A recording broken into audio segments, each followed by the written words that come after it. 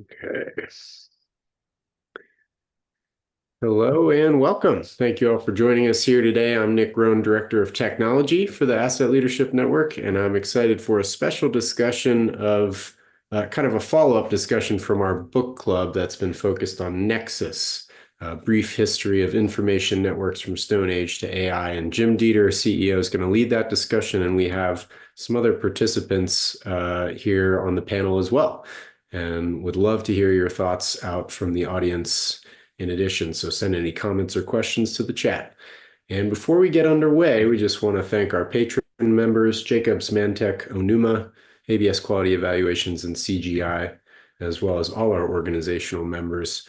And we'd really love to grow this list. So please reach out if you'd like to work with us or wonder how we can support your mission success. We really believe the ALN is into thought leadership, and our members are as well. So I think we have a lot of solutions and cool ways of thinking to offer. With that, we hope to see you at some upcoming events. The next 3 Thursdays, we have, as you can see, a lineup of discussions, some returning and some new things like the Insurance Asset Leadership Board launch. So exciting upcoming events. And again, we'd love to see you at some of them. And with that, I will say, Jim Dieter, welcome. Oh, thanks, Nick. That's great. So having a book club was a new thing for ALN and an interesting experience. When I started reading this book, I was really struck within the first 50 pages of how interrelated this was, in my thinking, to asset management, and especially the leadership angle from the Asset Leadership Network, appropriate for us. But our goal is to be at the forefront of what people are thinking about and should be thinking about, or could be thinking about, in relation to society trends, new technology, et cetera, related to the asset management profession. So we had a number of people participate in, we had 4 sessions, I believe, talking about the book. We could have had 20 probably, but we restricted it to a few sessions. And we really tried to focus on the parts that were seemingly most applicable to asset management and asset leadership. So we have several people that have joined us today.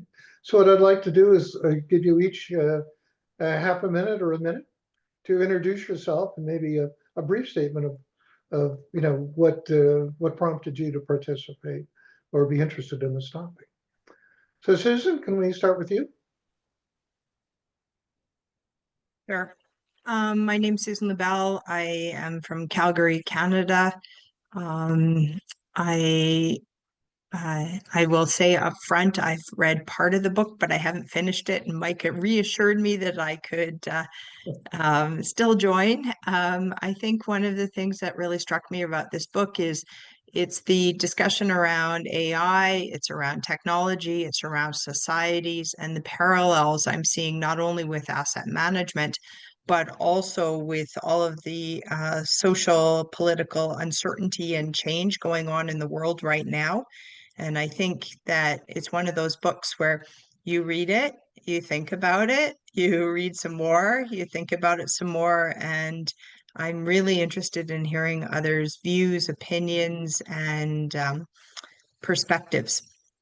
And Susan is familiar with the author. She's read other books by Yuval. I've read other books by him, but my to-do list for reading got the better of me on this one. So I've read the first half, but I have to fully admit it's sitting next to my bedside. Yeah, that's good. Thank you so much. John? Well, hello, John Shelness. Yep, I read the book from beginning to end. 2 things. One is that just being invited to be part of a book club is always fun, and I've done those over my lifetime. I've also read a lot of books that are kind of future, people with an understanding of the past, delving into the future. So that was interesting.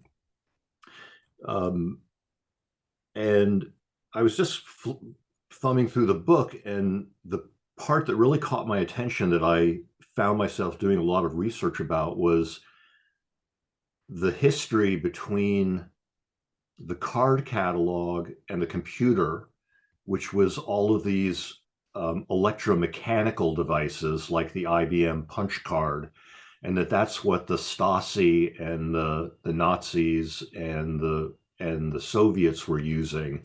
That was their high technology at the time. So, and then one last thought, when we were talking about these terrible times, is that I remember reading in a history class a million years ago that when the technology was developed that where we graduated from cannonballs to rifled guns, the distance that they could be fired was a cannonball could go about a mile, and a rifled cannon could shoot about 6 miles. And it was predicted that civilization would come to an end as a result of that. So I think it's important that we keep in perspective that not to be too terribly afraid of the new technologies that we're faced with. Good. I think you and I must have been in that same history class. Good. Oh, that's funny. Jack Kelly? So, Jack Kelly, I've been a member of ALN for quite a while now. As soon as I listened to the first book club discussion and immediately ordered the book. And then I started reading it, and then first of all, it's, as y'all who have read the book know, this is not what you'd call a quick read. It's very, the ideas are very powerful, and it's just very densely written. It's fascinating. What I have read, the little I've read so far, I've been fascinated with it. I really thank Mike Mordenero for sending me the cheat sheet that summarizes the book, I think, pretty well. I did read that a couple of times. I've been interested in information networks for a long time, and I'm also interested in, I read a lot of sci-fi about, what's the future of society going to be like, and what's the future of technology going to like, and how's all that going to work together. In fact, one of my favorite books that I thought about when I thinking about this subject was Neil Stephenson's it's William Gibson's Neuromancer, because that paints a very interesting picture of a plausible future that's kind of dystopian in my mind. But anyway, I wanted to hear what everybody in this group has to say, and then I may throw in a few ideas from time to time just because it's fun to do that. Thanks, Jack. Paul? Yeah, hi everybody. Paul Chabin. Yeah, same ideas as everybody else. Especially the thickness and density of the reading is quite challenging to get through, but fascinating nevertheless. And I'll echo what Jim said, that I think what strikes me is what's really amazing and how parallel it is with asset management is the hyper focus of the book on the importance of data and the accuracy of data, and being able to leverage data to your advantage. And that's, throughout history, that's been portrayed in this book, at various levels of technology and ability to think about the data. So we're obviously at a very advanced stage in the world history right now, where we're using AI to supplant what we've had to do in the past with our own brain power. It's just fascinating to be at this point in life. Thank you. Mike? So Jim was just gaga about this book, and we have a weekly ALN admin meeting, and it was a couple meetings in a row that he talked about it so much. And indeed, I see why he was gaga about it. The ideas in here are transformative and indicate the importance of leadership as this next information network called artificial intelligence merges with human evolution. And it makes sense for a leadership organization to be using it as the basis for discussion. But we don't have answers, but let's talk. Thanks, Mike. Nick? Hi, I'm Nick Rohn, and I was interested in the book because I had read another of Harari's work on Sapiens. That was good. And of course, Jim's glowing recommendation was enough to get my interest. And then the opening paragraph had me from there. And it was thick, but I enjoyed even the historical and technological stuff. And I think one of the most impactful pieces for me was a historical, or not that ancient history, but just an example of Facebook and how an early form of AI and algorithm, because AI, I think, is a pretty general concept that is evolving even as we speak.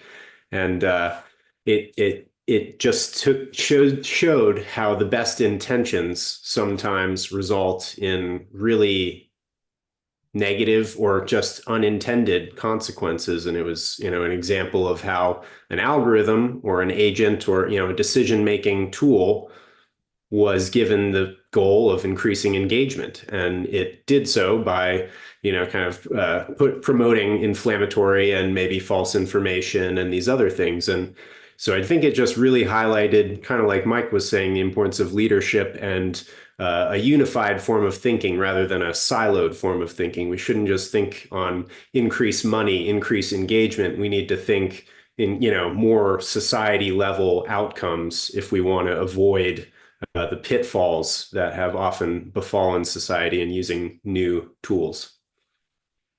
Thanks. I'll just add one thought before you plunge further in, but it's I find that I can be very stubborn about ideas and holding on to them. On the other hand, when I read something that presents strong evidence to the contrary, I am very quick to change my mind about it. And I love reading things that make me consider those kind of issues and to think about things in different ways. And there were just many things in this book that made me think about things in different ways. So, if your takeaway from viewing this now or in the future is similar, this is a really good book to read and challenge yourself. All right. So during the course of our discussions, as the moderator, leader, whatever, some word, we developed, or I put together just some thoughts with quotes from the book to seed every conversation. But I will say today, as I said for each of those, this is just, it's a pathway. Happy to take complete tangents, bring up other topics and go other directions. I think both Mike and Nick already mentioned to me things that they would, love to see be a part of this conversation. So, we'll keep this as free flowing as possible. And it undoubtedly won't follow neatly along the viewpoints that I've made. But let me just show briefly that there's this is sort of the background about the book for people that know it. Jim, would you maximize that window just so it's easier to see on my little screen? Thanks. Is that better? Yeah, and maybe zoom a little bit. Now there's a little more space. All right. Thanks. Good. I'm going to put it on my large screen and give you side eye. So yeah, we were messing around that before we came on of how to have this discussion thread and everybody's face, because the whole idea of ALN Thursday at 3 is about people. So we want to keep it about people, not about presentation. So we've already talked about some of that, but I want to point out any quotes in here, of course, from this book, from Nexus, Brief History of Information Networks. And on our website, should be accessible to everybody, I believe, Nick, is our, we call it a syllabus that we put together that is, you know, the introductory notes for the various sections of the book that we discussed. So anybody can find that on our website and check it out in more detail to use just to read up on, a lot of quotes, or as perhaps to think about as they're reading the book in the future. But so just quickly, here's the topics that I came up with for this. One is networks, then information, truth and reality. I like that title. Computer networks, centralization, and Nick has some thoughts to share there. Professionals, about what it means for us in this profession, and then the future. So I'll make this, I'll just focus on the, see if I can do this. Focus on the first one there on networks. And just give you a minute, everybody, to read that. You know, there's a couple quotes about this. And then we'll just open the discussion on this topic. And if it bleeds over to other topics, that's fine.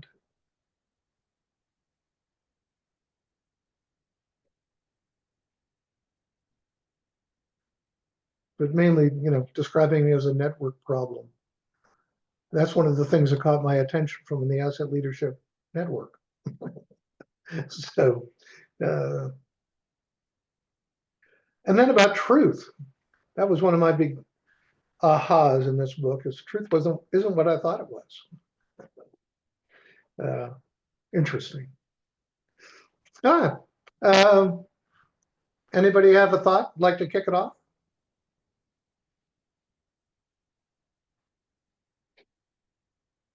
Well, I'll throw something into the ring. Thinking of large networks of cooperation makes me think of bureaucracy and how, you know, it's to some degree a necessary evil in this complex world where there's so many moving parts, so much information. And I optimistically hope that tools that are built to crunch numbers and data can be applied in a safe and secure manner to help us get through these bureaucracies with more efficiency. I'm sure we've all experienced inefficient bureaucracies, and I think, you know, they developed in natural ways, which is not always to say efficient at the moment ways. And I really hope we can be a little more strategic with the new bureaucracies built around these super powerful tools, lest we fall into the same old trap.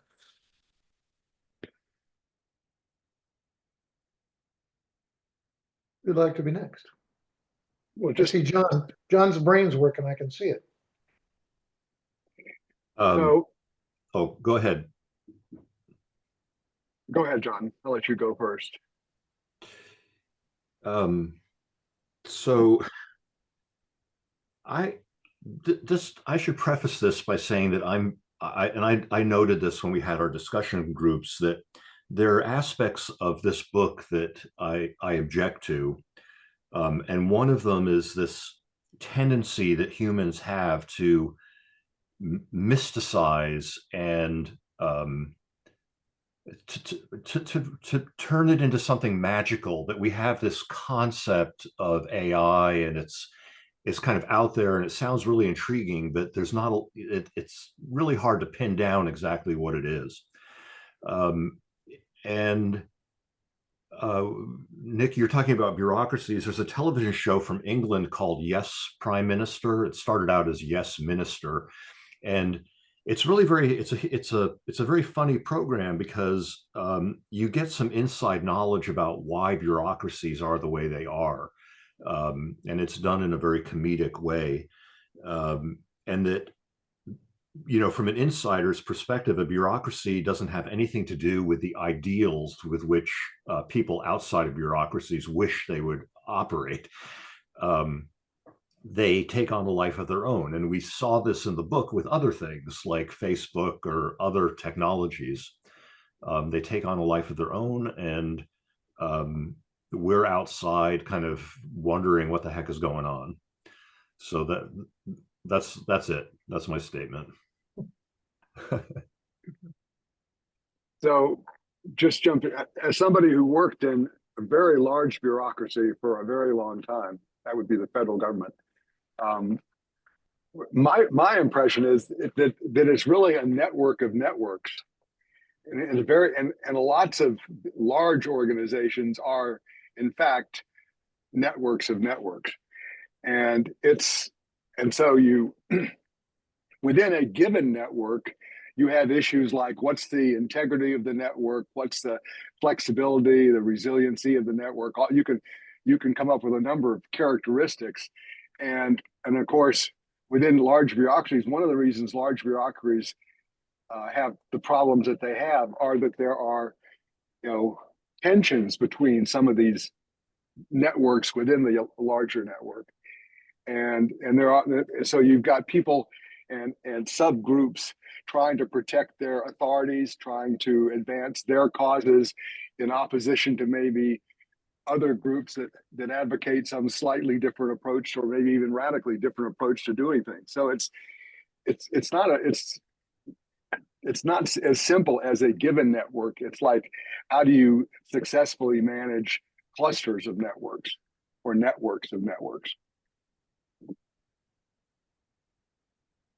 That's a really good point, Jack. I sometimes, when I have to describe it to people, sometimes I talk about it in terms of like the solar system. So all the planets go around the sun, and that's one network or one interrelationship and things like that. But then when we move into Earth, or you move into the moon or Mars or wherever you're looking, though they have their own systems inside of that, and cultures in each country. And so I often describe it that way, as how all of this stacks up for each other, and people can suddenly understand that, or the agricultural cycle, sun, water, soil, seeds, and growing and things like that.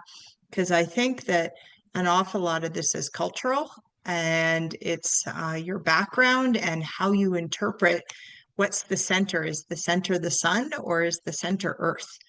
And what rotates around the other. So one of the things I thought about when I was invited to this was when I look at society today, and one of my I have two sisters. The older of the two sisters is somebody who has Fox News on every waking moment of her day. And so that's a good example of kind of one kind of information bubble. It's not the only kind. There are other kinds of information bubbles, and so that's kind of my example A. Example B is coming from a whole different perspective, is the New York Times. I'm a subscriber to the print edition. I also have the digital subscription, but I love the print edition of New York Times. And one of the things I look for in that paper is the corrections page. And so I think about, any news outlet that doesn't have a corrections feature should be suspect, because you've got to be and that's the first. The second thing is, how do you have fact checkers? Like the Washington Post has a fact checker, and so trying to introduce into networks features that help the network stay, better balanced. I think that's when you and when I think about AI, as a matter of fact, it's the same kind of thing. How do you, if you're going to bring AI into the mix, and I don't know, I know very little about all the mechanics of AI. What I've been told is that it's like a large language model. It absorbs lots of information, and then they program the logic so that somehow the AI draws conclusions from that information. And of course, we know that AIs hallucinate. So how can if you're coming up with an information-based, an AI-based system, maybe there's a way to construct fact checking into that system, into that mix. Maybe there's a way to build in self-correction, algorithms so that when new information is brought to bear. But at the end of the day, the thing I think is the big mistake that people would make, I think, with AI is letting AI make the final decisions on anything. I think you need to keep humans in the mix, and I think, and you need a kill switch. So, I'm sure most of y'all feel familiar with the movie Terminator and the concept of Skynet. So that's like the ultimate bad AI. It's where it becomes sentient, decides that humans are not unnecessary. It's created the ability to make more robots, and so anyways, so kill switch is important. The other thing that's relative that I just tossed on the table is, as I told you, I like sci-fi. So one of the things, an early book that I read a long time ago, and I'm sure a lot of y'all are familiar with it, is I, Robot by Isaac Asimov, and the 3 laws of robotics. And so I think as we think about AI, it may be useful to think about an equivalent set of laws that would be built into all AI to help keep it from going off track or keep it from doing anything harmful to people. Oh, you want to jump in? I'm just trying to absorb all these heavy concepts and trying to determine in my mind, what are we trying to understand here? I think we all understand AI can be useful. I think it's great to point out, as it seems like everybody points out when talking about AI, is that humans have to be the ultimate kind of, as Jack just said, the ultimate gut check of what it's doing. And but then where are we drawing that information from to make an appropriate gut check? It's kind of like an unending loop of uncertainty, and it's causing my mind to get a little bit overloaded. But I'm trying to keep up. And Mike's been very patient. So, yeah, Paul, what you said is spot on. We've got to have preconditions for making sure that the genie's already out of the box. Just the other day, there was a problem because a journalist used AI to do references, and the journalist did not check the AI.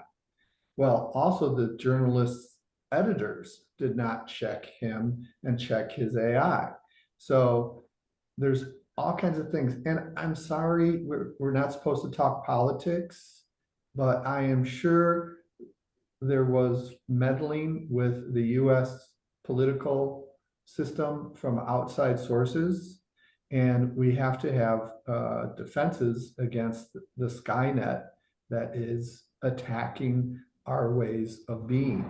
And leadership is necessary to put into place the conditions that are protective against there's a phrase people said, AI is not going to take your job.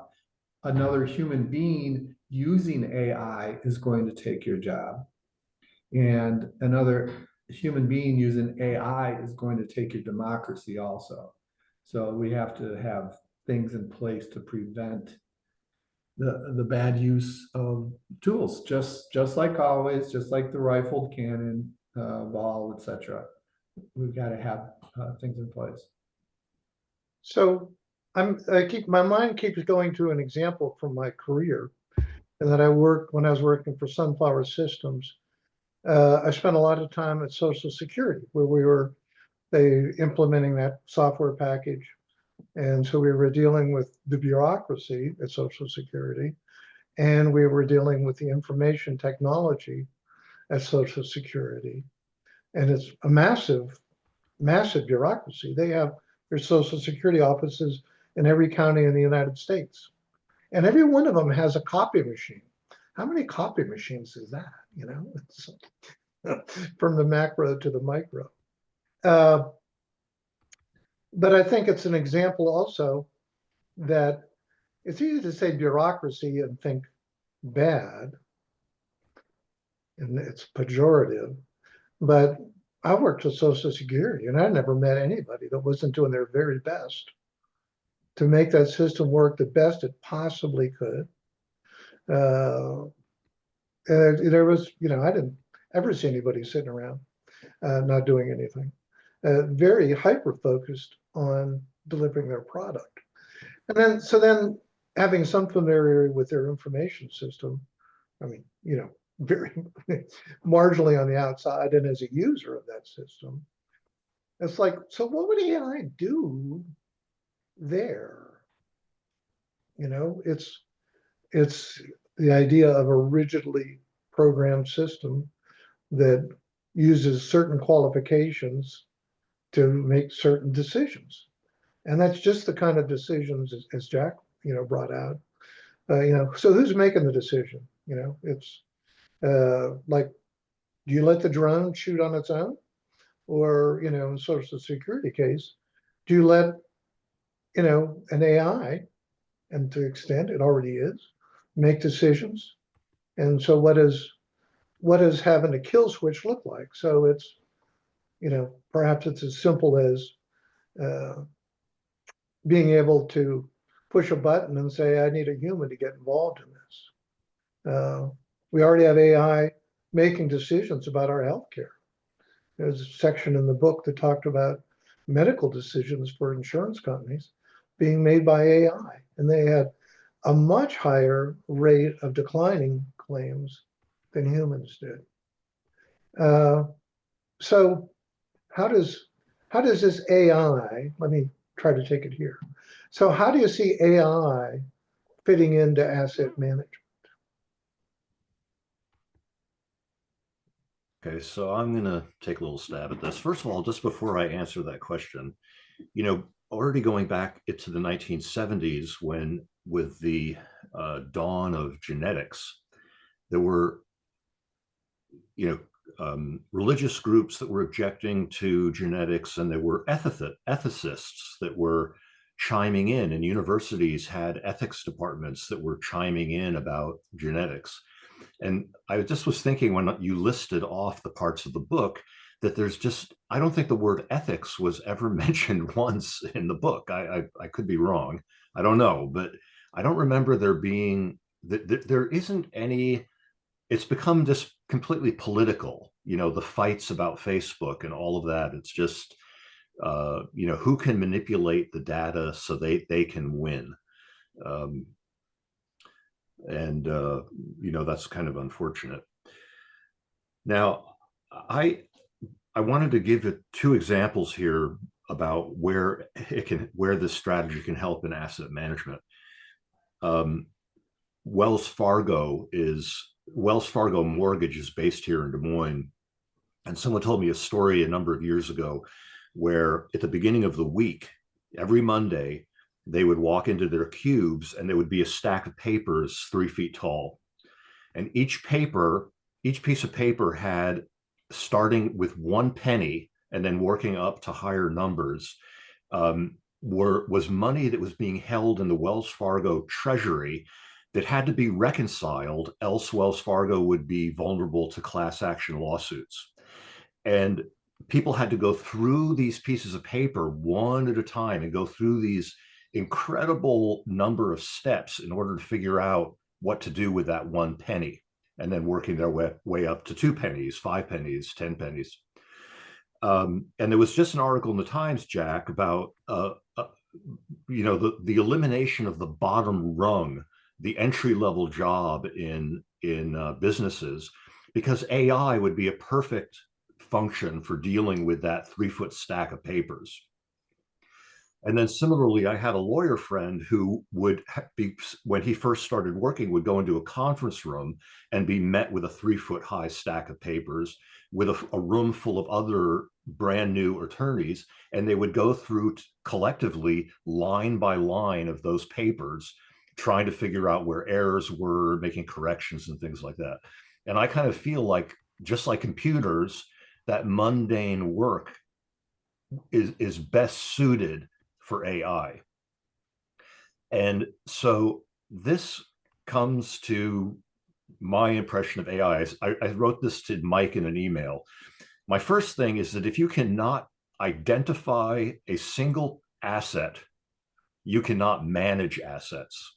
So as you know, Jim, my whole thing is about the identification, tracing, and repatriation of assets, whether they're built into a bridge or whether they're a computer somewhere.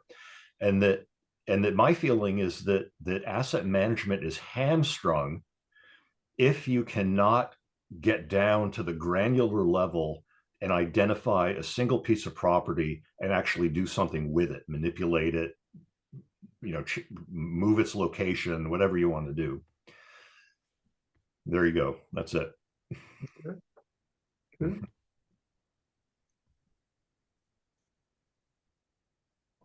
John, to your question about ethics being mentioned, I just know that it mentioned and highlighted the need for kind of an ethical framework in the, development and use of AI, highlighted by the negative examples of more of a singular focused objective rather than a larger consideration of ethical or social concerns.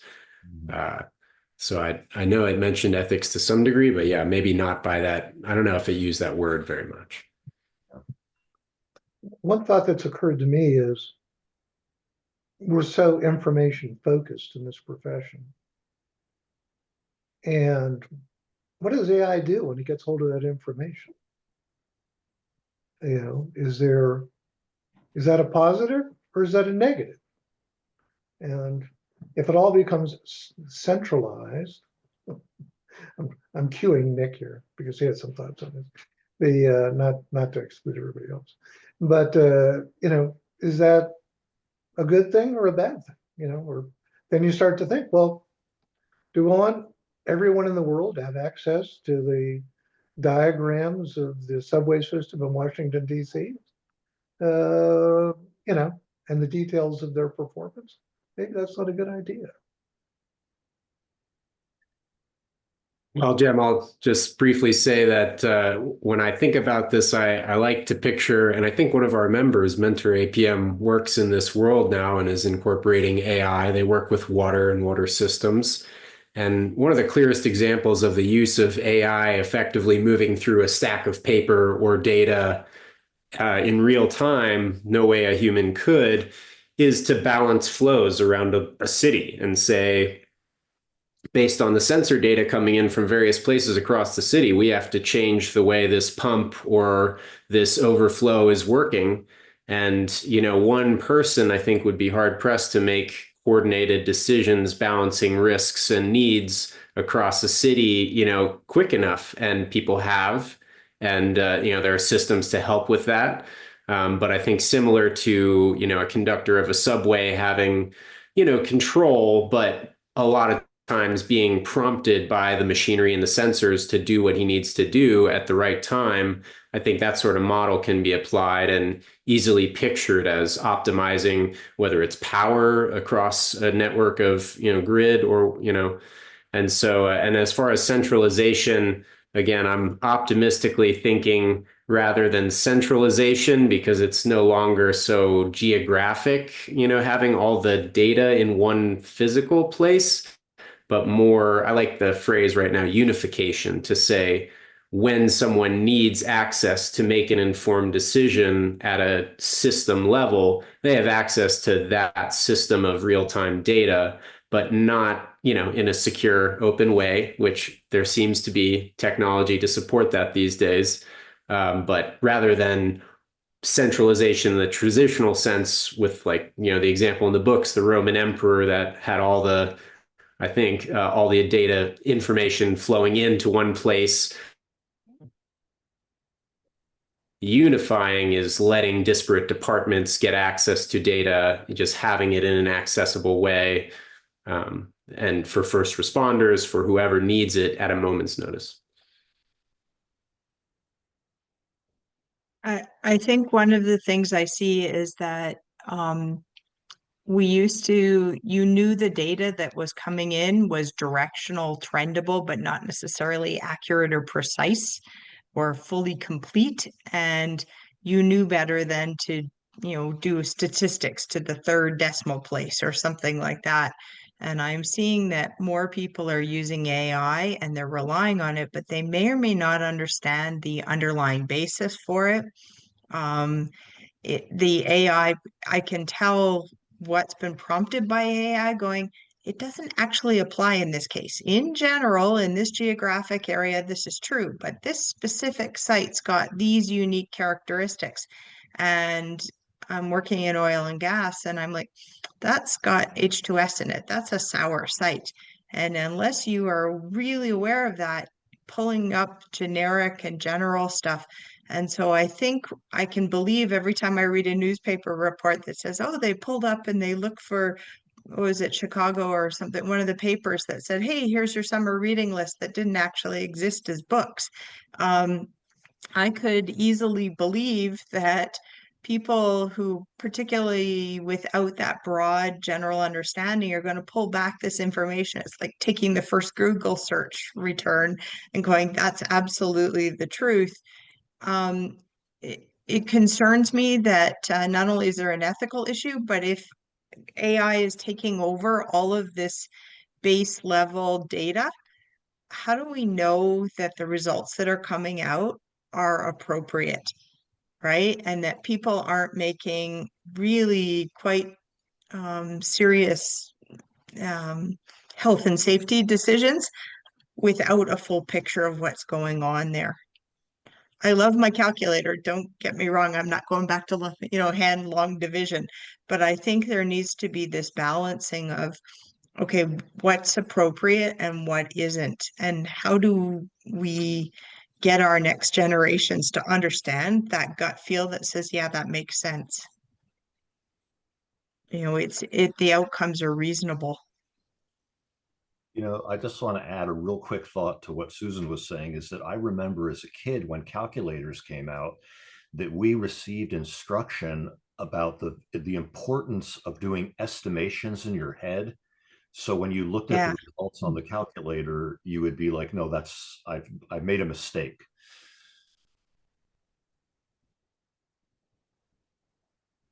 Yeah, exactly. So what about forward looking? Each of you is now the head asset management, asset leadership person at some organization you're familiar with or worked with. And your boss comes to you and said, well, how are you going to use AI? Or you got to use AI or whatever, what would you do? Can I ask Paul to go first? I'm really curious about that. I just know that kind of playing off a lot of what's been said. There are a lot of tools out there right now that can be leveraged to help in becoming a better asset manager. But it's interesting, like there's one tool that we're going to introduce in a couple of weeks on the insurance webinar. There's a new tool that is AI based that purports to improve the level of the form that gets completed, that gets submitted to insurance carriers so that they can have the best picture of underwriting a property for insurance purposes. And so as the results are coming in from this tool, which are developing more complete and accurate data, the tool is being used by actual brokers to take to carriers to submit to the underwriters. And before they submit, they're doing their own analysis. And coming up with poking lots of holes in the accuracy and the completeness of this data. So having those fail-safe mechanisms is going to be critical still, as always, as it always has been. One of I know, our, oh, go for it, Go Jim. ahead. I was just going to say Kimono Numa, one of our patron members, has said and has been following this thread on LinkedIn. If you don't follow him, very, very interesting stuff. But the concept that AI is a mirror with which civilization and society can view ourselves from hopefully a different lens and see more of the truth. Because in trying to teach an AI how they might make decisions at system level scales about water or any other health and safety concerns, to even, not saying it has to be the final decision maker, but to prompt decision makers with what it thinks it should do at a certain point.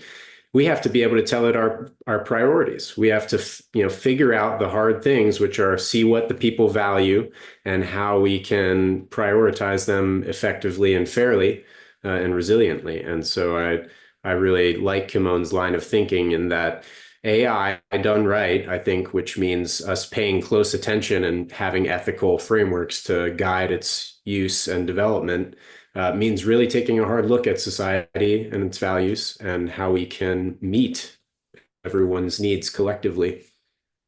Yes, our members are doing a lot of work and demonstrating the value in asset management. Nick had mentioned Mentor APM, which has a process for anybody to, a high school student to be able to go around and take photos of assets and then enter that information, the photographic information, and have it converted into an assessment report. So the ability for these advanced tools to address problems such as a shrinking workforce, fewer experts, it's very helpful tool set. We've been focusing on the challenges and the problems that unintended consequences that can come out. And I do think that needs to be the focus, but let's remember there are tremendous benefits that can come with proper use of the tools. I think Nick brought up the idea of the different perspectives or lenses or things like that. And I always like to say, if we have a whole bunch of lenses and we bring them all together, we get a telescope, right? So they're sharper, clearer, in focus, and closer to us. But if we don't think about all those different perspectives, we end up with a kaleidoscope of broken glass. So we need to actually think through what this means. And every one of you has smiled because you're getting the analogy there. And I think that prioritization and perspective is really critical, because the same concepts that we would use to move water, wastewater, oil and gas, anything else through a pipeline, we need all of those different things. But where's the driver behind it, right? And are you trying to deliver services for communities at an affordable price for your water or your electricity, right? Or are you a for-profit, and how are you moving around? And so I think we need to understand what are the perspectives and what are the critical drivers behind it. Because transport on a company site versus a city transport system, they're still vehicles, or police cars and fire trucks, they're still vehicle fleet, but our perspective and what we're trying to get out of it is different. If I could jump in, please. So you touched on insurance, and we're very fortunate here in Des Moines. We have something that maybe one of you wants to take a note about this. It's called the Global Insurance Accelerator. And it's startups from all over the world that come to Des Moines and do a residency here. A lot of it is with AI. So Jim, you or Mike, you touched on taking photographs and then having AI. There are people that will take photographs of plumbing in a house for an insurance claim, and AI can kind of tease apart what's going on and make assessments. Or drones that are hovering above a rooftop after a hailstorm, being able to do an assessment on a rooftop. I think those are really kind of, high processing, a lot of processing, and then being able to spit something out about what's going on.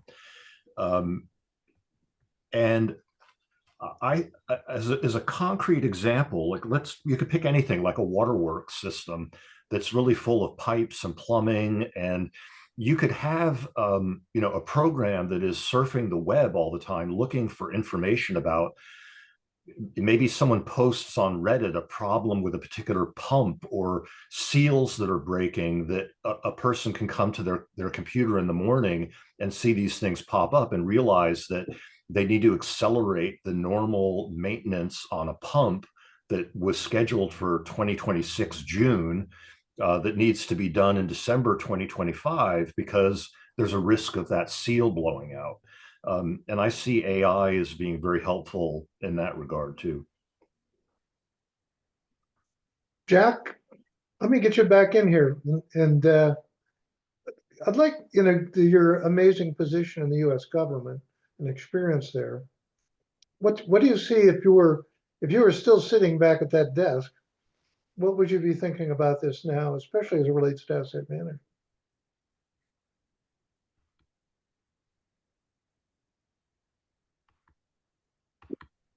What I would be interested in exploring is what is the state of the art in terms of using AI to support asset management, because that would be from my old position, that would have been useful information, because that could be the basis of a new set of policies that could make things better and address problems that the federal government has.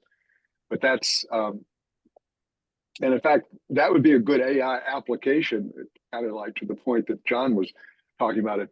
Have AI surfing the information bases of all kinds of inputs, and then synthesizing and then directing the results to the audiences that would find those results most useful. It'd be sort of like an AI applied to the Library of Congress, and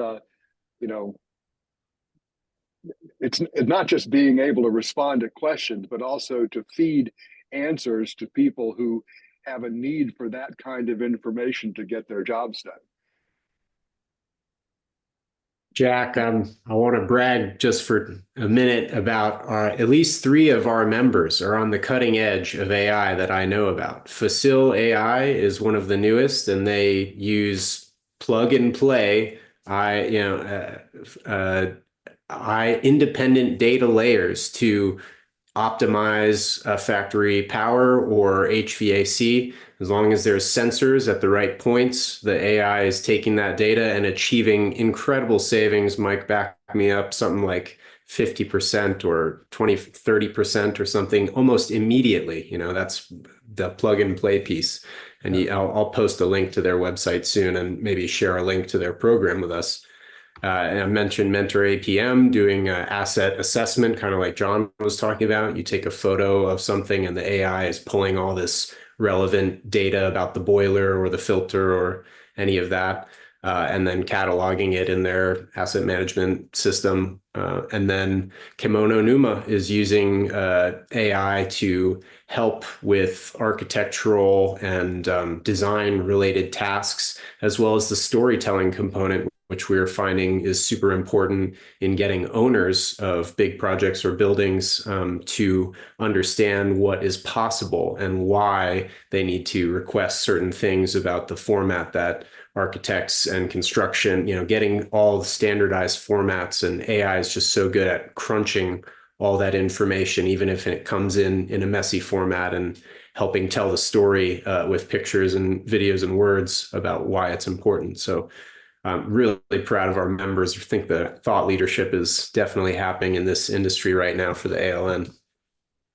Well, before I ask everybody else to do the same, to share a final thought as we wrap up, I was going to start to try to tell this little story earlier, but I met a man who was working, and he was an academic, but he was working on the question of, from a first responder perspective, of how much information do you need to make a good decision? And I think secondarily, how accurate does that information need to be to base a decision on it? If you're waiting to pull, make decisions of whatever sort, how long do you wait? How long do you wait for the information? And I think, the AI gives us the possibility of, speed and quantity of information. But I think we've highlighted that, a much more difficult call is, well, but how accurate is that information? There's 10 sources and 2 are highly inaccurate. What does that do to the results that you're seeing? That's an interesting question. But any volunteers to go first as we go around the room for a minute or so each? Or I'll start nominating. I'll read the last sentence of the book. The decisions we all make in the coming years will determine whether summoning this alien intelligence, not artificial, alien intelligence, proves to be terminal error or the beginning of a hopeful new chapter in the evolution of life. And I think that's a false premise. It's not an either or. It's going to be both. There will be terminal errors, and we're already experiencing some of those, but we're already experiencing, as Nick pointed out, some benefits. And once again, it'll be humanity's role to balance the good and bad of this technology tool we've created. Paul? Yeah, no, that was well said, Mike. I think that it just really all boils down to vigilance on whatever task you have where you want to try to leverage AI, leverage to the vigilance to understand the accuracy of the information that you're inputting or getting out, and then, Jim, to your point, I mean, if there is gaps in accuracy, you can still analyze the data that you do have,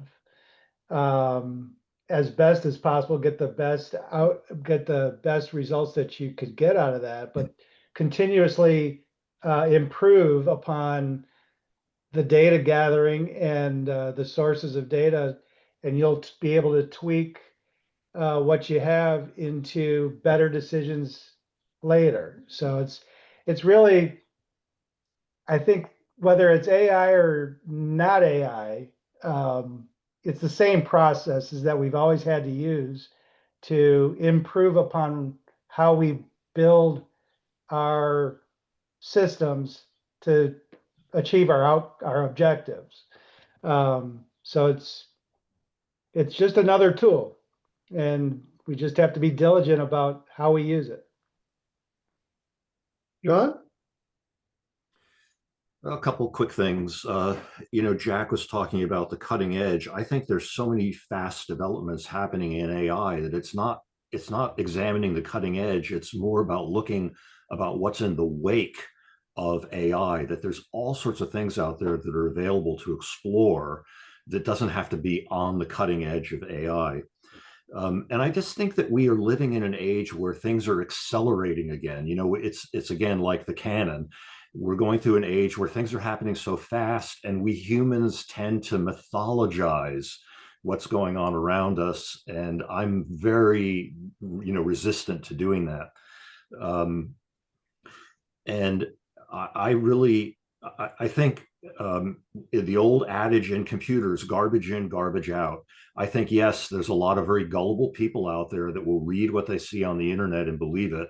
But I also have mentioned to Mike and to others at the ALN that I know a lot of people who are experts in their field who find AI that's available on the internet, like ChatGPT, to be completely useless. Or I don't want to say completely useless, but only 15% useful, or maybe 20% useful. The internet does not contain the end all and be all of information. It's got a lot of holes in it, and probably will never be completely full. Susan? I think I'm of mixed things. I think it's super exciting. There's an awful lot of stuff we used to have to do by hand that it's just awesome that, data can get collected and things like that. I think just as with every other thought process, scientific method, I'm geeky engineer, we need that critical thinking. So we need to look at what we're doing. We need to have our critical thinking. We need to constantly be looking. And if the science proves us wrong, then we change our opinion. So we need to be able to kind of balance that out. But boy, there's an awful lot of really positive things that we don't have to graph everything by hand anymore and things, but we need to be able to have that say, is this matter? Does it not? Where does this line up? I thought the comment around the ethics was really important because this is the social cultural side of the hard science. And I haven't finished this book, but when I look at his other books and similar ones, it's all about people using the science that they had at the time to explain the world around them. And we're seeing the same thing. The AI is picking up all this stuff that we would never have monitored before. But on the other hand, how does it all fit? So I think we need some critical thinking. But in general, I'm pretty excited by it. Cool. Jack?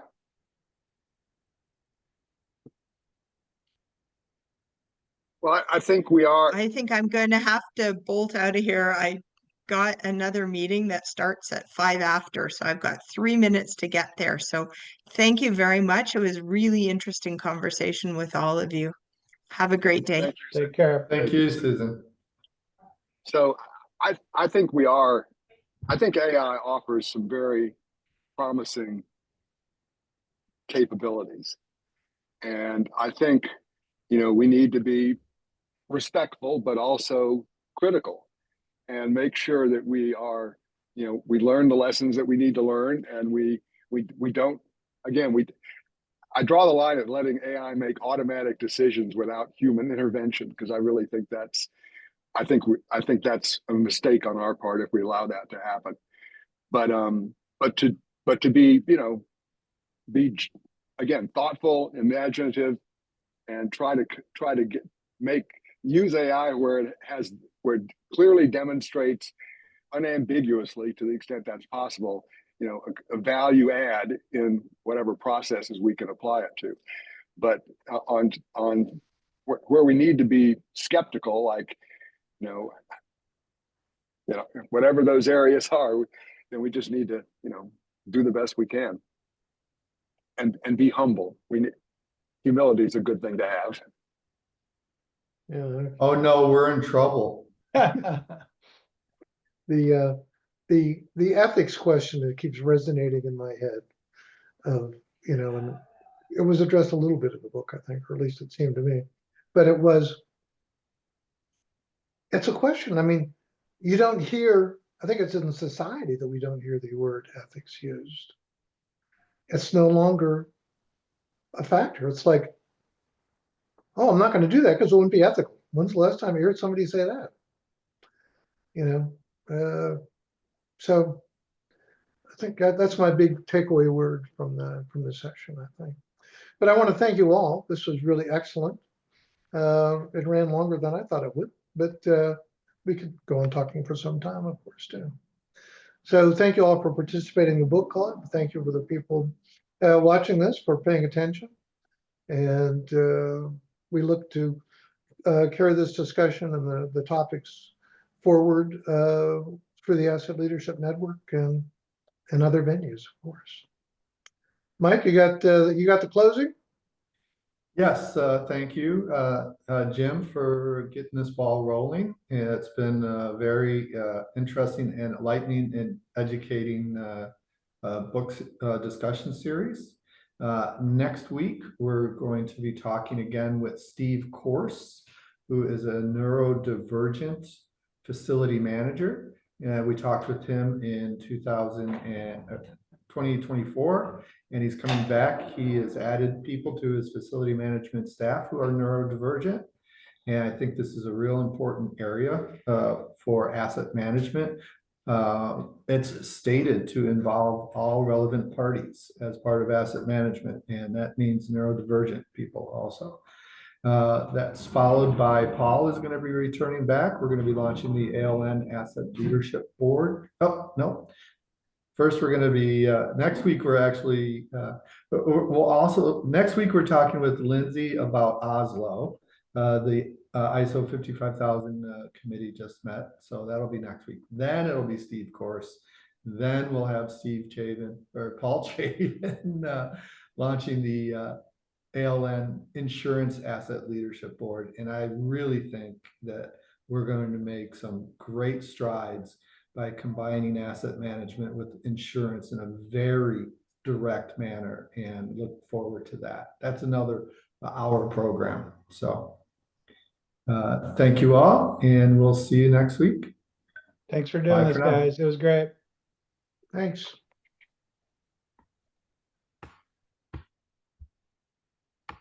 Good job, Mike. Thanks. Good job, Jim. I think I tried to tie it all together and get the leadership part in there. Yes, we did. I'm going to give you a call after I end this meeting, okay? After a human factors break, sure. Give me a call. All right, thanks. Bye.